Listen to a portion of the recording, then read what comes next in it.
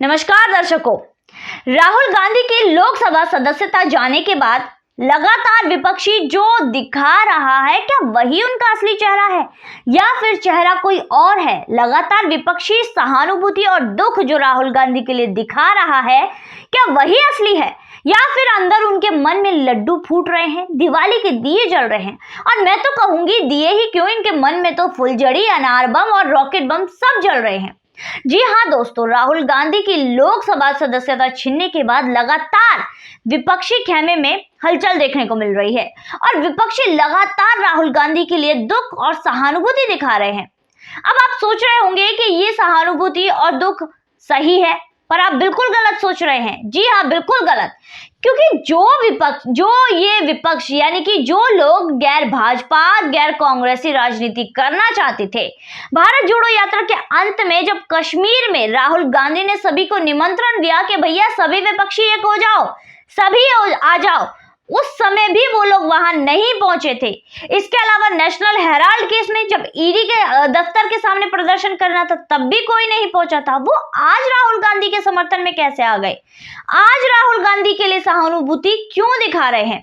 तो ये दोस्तों सोचने वाली बात है। तो चलिए दोस्तों, अब इन नेताओं के बारे में जानते हैं जो राहुल गांधी का सपोर्ट करने की फेक कोशिश कर रहे हैं और कह रहे हैं राहुल तुम डरना मत, हम तुम्हारे साथ हैं। तो दिल थाम के बैठिएगा दोस्तों, क्योंकि कतार थोड़ी लंबी है। तो सबसे पहले बात कर लेते हैं अरविंद केजरीवाल की, जिसकी राजनीति की शुरुआत ही गैर कांग्रेसवाद से हुई। जी हाँ दोस्तों, अगर पंजाब और दिल्ली में कांग्रेस जीवित होती तो कभी भी केजरीवाल नहीं आ पाता राजनीति में। तो केजरीवाल को तो राजनीति के लिए, अपनी राजनीति में कदम रखने के लिए कांग्रेस को धन्यवाद बोलना चाहिए कि थैंक यू कांग्रेस जी, आप दिल्ली और पंजाब से कल्टी मारे तभी मेरा नंबर आया। तो केजरीवाल को तो थैंक यू बोलना ही चाहिए। आपको याद होगा साल 2017 में पंजाब में केजरीवाल चुनाव हार गए थे, तो अंदरूनी सूत्रों से खबर आई थी कि केजरीवाल फर्श पर लेट कर सर पटक कर खूब रोए थे।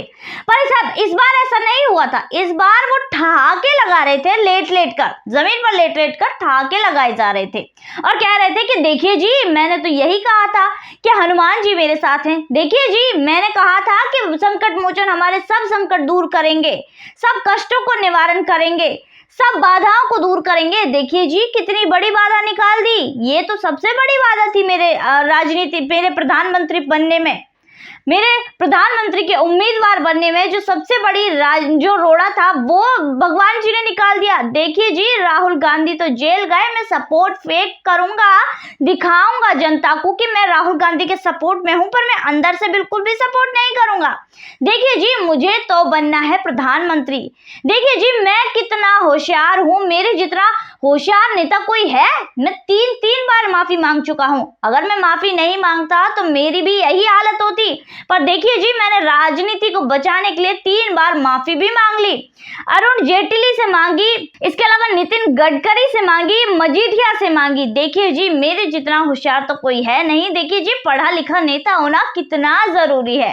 तो केजरीवाल की जो ये बातें हैं लगातार आ रही हैं।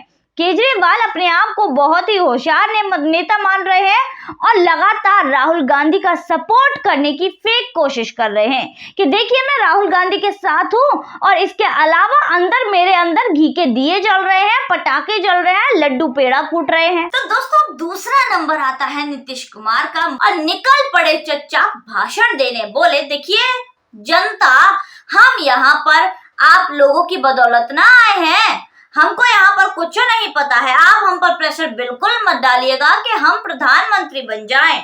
देखिए, आप लोगों की बदौलत ही हम यहाँ आए हैं, आप लोगों को ना करना है सब कुछ। हम तो डेमोक्रेसी में विश्वास रखते हैं। मन ही मन तेजस्वी यादव बोले भैया चच्चा तो फॉर्म में है। अब चच्चा मन ही मन जवाब दे रहे हैं कि बबुआ तुम जैसे को तो हम इधर उधर खिसका दे, हम पाला बदलने में बहुत ही तेज है और हमारी मर्जी के बिना तुम कुछ नहीं कर पाओगे।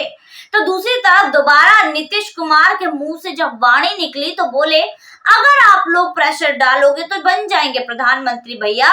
जनता की ख्वाहिशों का जो ध्यान नहीं ना रखना है। तो भैया नीतीश कुमार हो या और कोई नेता हो, ये सभी सोच रहे हैं कि जो हमारे रास्ते का बहुत बड़ा पत्थर था वो निकल गया, यानी कि राहुल गांधी साइड चले गए। क्योंकि कांग्रेस जब तक राहुल गांधी थे परिवारवाद की राजनीति चलती है भैया।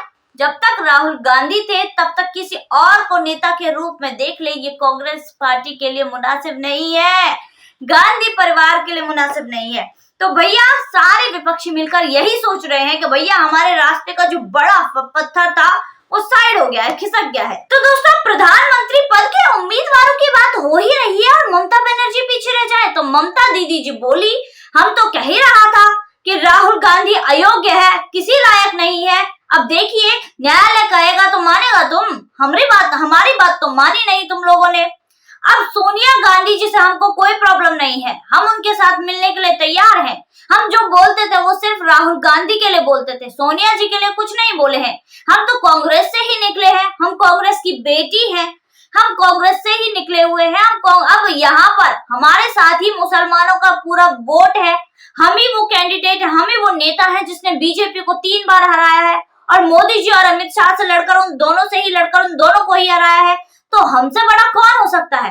तो कांग्रेस पार्टी के लिए सीधी साफ बात है कि हमसे जुड़े, तो हमारे जितना योग्य तो कोई है ही नहीं, मानेगा अब तुम। तो इस तरह की बात अब ममता बनर्जी भी कर रही हैं। भैया सब अपनी अपनी लाइन में लग रहे हैं, अपनी अपनी गाड़ी खींचने में लगे हैं, सब धक्का दे रहे हैं अपनी गाड़ी में कि भाई मैं आगे जाऊंगा, मैं आगे जाऊंगा, मैं प्रधानमंत्री बनूंगा, मैं प्रधानमंत्री बनूंगा। तो भैया शरद पवार कहाँ पीछे रह जाएंगे अगर प्रधानमंत्री पद के कैंडिडेट्स की बात हो ही रही है।